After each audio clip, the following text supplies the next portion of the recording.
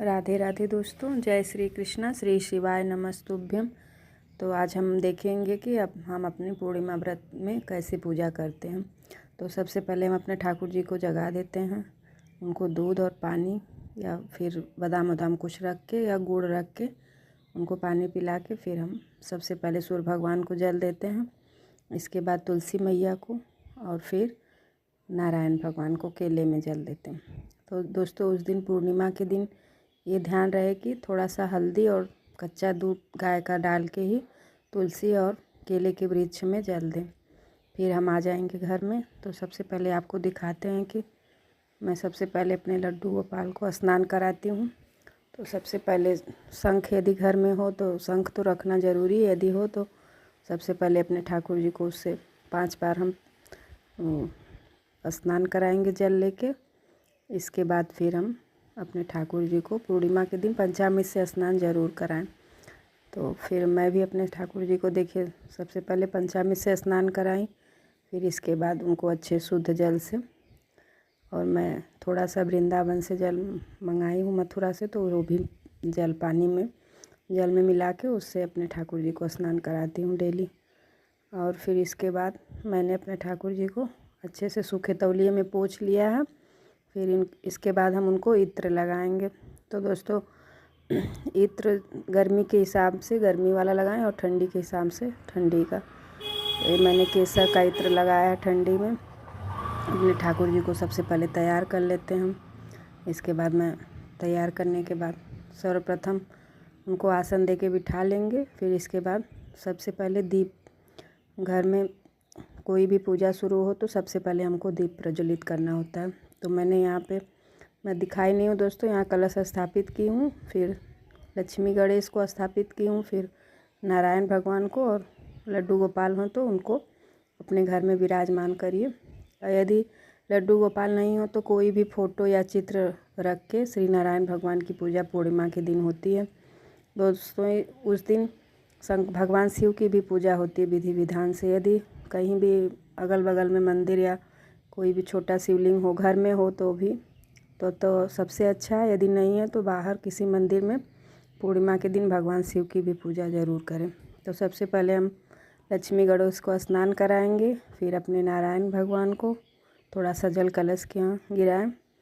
इसके बाद फिर सबको चंदन, टीका, रोरी मोरी जो भी हो सब वस्त्र चढ़ाने के बाद फिर ये सब टीका उका लगा के, और नारायण भगवान को हल्दी ज़रूर चढ़ाएं पूर्णिमा के दिन।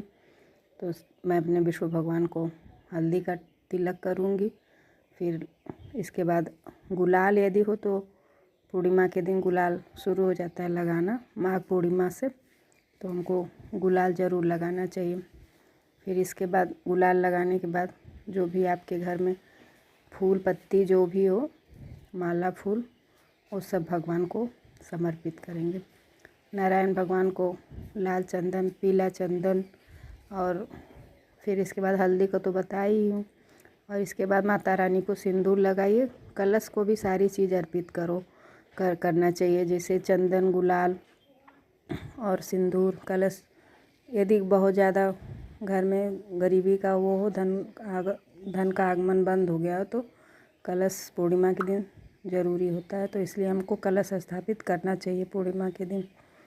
इसके बाद गणपति जी को दूबा ज़रूर, सबसे ज़्यादा प्रिय है उनका दूबा, तो दूबा ज़रूर चढ़ाएंगे। फिर जो भी आपके घर में फूल पत्ती, माला फूल जो भी मंगाए हैं वो भगवान को समर्पित करिए।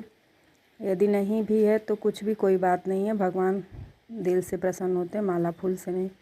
तो यदि सिर्फ नाम जाप करते हुए सब चीज़ चढ़ा के, यदि फूल नहीं है तब पर भी आप सिर्फ नाम जाप करते हुए भगवान का स्मरण करते रहिए और भगवान को प्रसन्न करने का पूरा कोशिश करिए।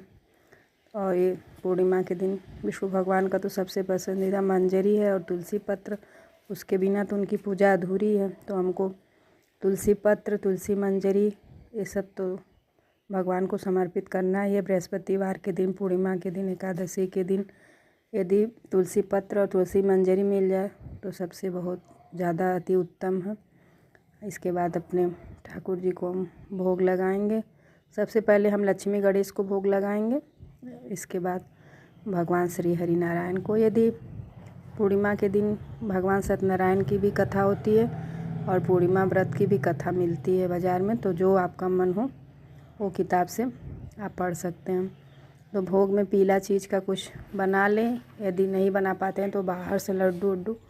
और उस माघ पूर्णिमा में दोस्तों गुड़ और तिल का विशेष महत्व है। तो मैंने गुड़ तिल का एक लड्डू बना लिया है और भगवान को समर्पित किया। केला फल कुछ भी मंगा के, पीला फल मंगा के भगवान को समर्पित करें।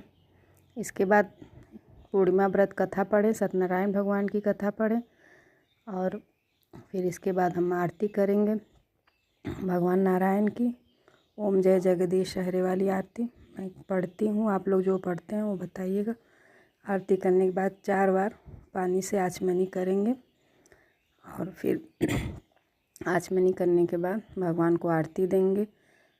इसके बाद सबसे पहले लक्ष्मी गणेश को आरती देंगे, फिर श्री हरि नारायण को, फिर अपने ठाकुर जी को, लड्डू गोपाल को छोटे से, और इसके बाद घर में जितने भी देवी देवता हैं सबको आरती हम देंगे।